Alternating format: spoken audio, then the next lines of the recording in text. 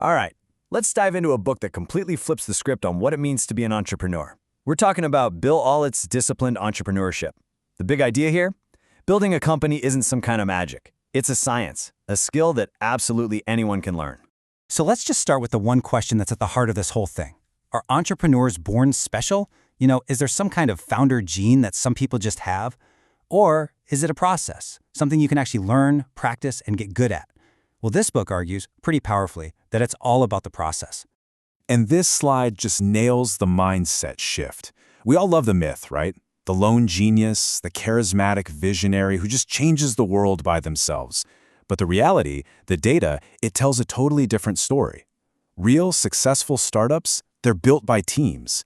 They follow a process that you can learn, and they win not because of some magic charisma, but because they are great at communicating and selling.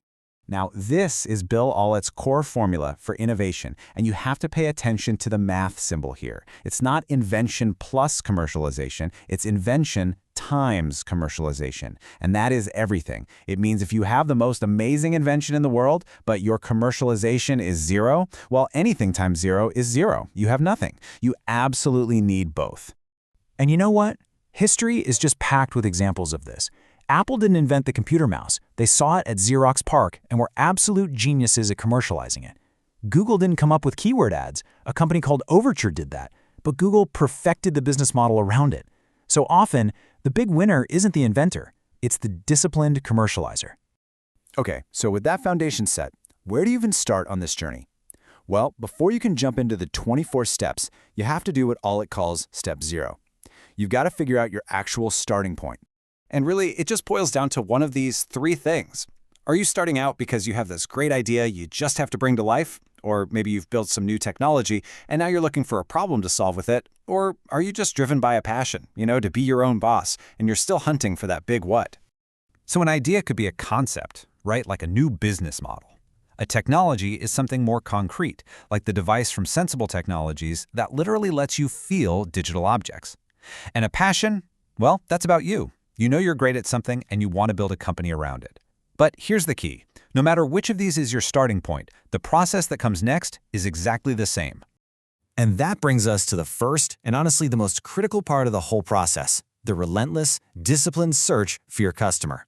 And in this search, your greatest weapon isn't your money or your connections, it's just pure, ruthless focus. Because at the end of the day, this is it.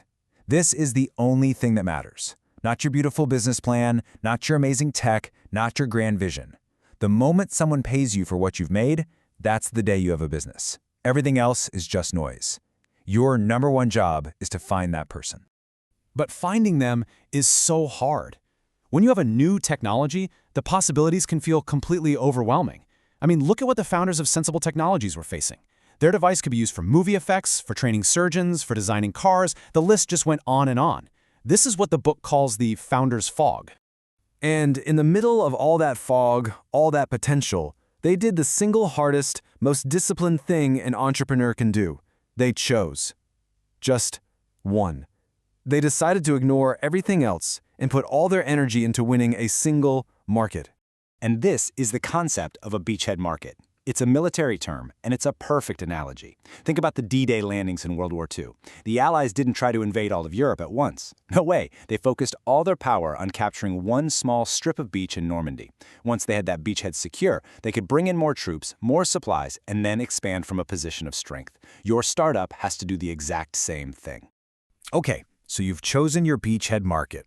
But saying industrial designers is, well, it's still way too abstract, right? So the next couple of steps are all about turning that vague market into a real, living, breathing person that you can understand on a deep level. And, you need to go this deep. Just look at the end user profile Sensible built. They knew their target customer was almost always male, between 24 and 35. But the real gold is this. They knew this person sees themselves as an artist first, not a business person. They knew he listened to technopop, wore a lot of black, and was frustrated with the clunky engineering tools he had to use. That level of detail becomes your compass for everything. So once you know exactly who your customer is, you can finally ask the next critical question. How many of them are out there, and what's this market actually worth? This is where we calculate the Total Addressable Market, or TAM. Let's walk through another great example from the book. On-Demand Korea. They wanted to be a legal streaming site for Korean TV shows in the US. So they did deep, primary research. I'm talking real interviews, not just guessing. And they found that there were about 400,000 people in the US who perfectly fit their target customer profile. Okay, so next up, they had to figure out how much money they could realistically make from each one of those users per year. Based on their ad-supported model and what advertisers would pay to reach that specific audience, they came up with a pretty conservative estimate of about $15 a year. And then you just do the math. 400,000 users times $15 per user gives you a total addressable market for this very specific beachhead of $6 million. And the best part? It's a real, defensible number that's grounded in actual research. Now, you might be thinking, $6 million, that doesn't sound huge. And you're right, a venture capitalist might not get excited about that number. But as a beachhead market, it's perfect. It's small enough that the big players will probably ignore you, and it's focused enough that a tiny startup can actually win it, get to positive cash flow, and build a strong base to attack bigger markets later. And that really gets us to the core philosophy of this whole thing. People think entrepreneurship is all about taking huge risks, but this method, disciplined entrepreneurship, is really about systematically reducing risk. I absolutely love this quote from Bill Aulet.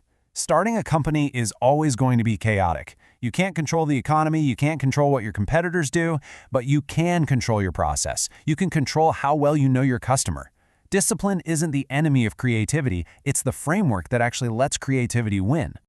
So, if we boil it all down, it's pretty simple. First, you demystify the whole thing by busting the myths. Second, you focus like a laser on one single beachhead market and one end user. And third, you get to know that customer so deeply that they feel like a real person to you and your whole team.